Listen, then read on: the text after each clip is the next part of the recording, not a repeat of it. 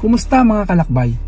Ngayong araw, pasalin natin ang pinagkakaibang kultural village dito sa Lugbagan, Kalinga, ang Awichon Cultural Village. Samahan niyo ako at i-explore ang kanilang kultura, kasaysayan at tanawin. Pagpasok pa lang, ramdam mo na agad yung pagiging tahimik at tradisyonal na lugar. Dito natin makikita kung paano isinasabuhay ng taga-Kalinga ang kanilang kultura mula noon hanggang ngayon. Makikita ninyo sa paligid ang mga lumang bahay at iba pang bagay na bahagi ng kanilang pamumuhay.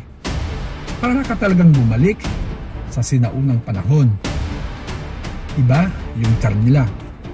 Parang simple-simple pero puno ang kwento.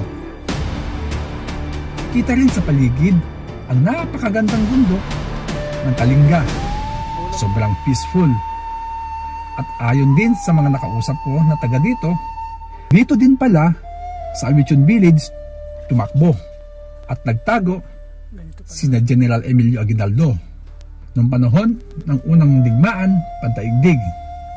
Kung balak yung puntahan ang probinsya ng Kalinga, sama nyo na ito sa inyong itinerary ang Awichon Village.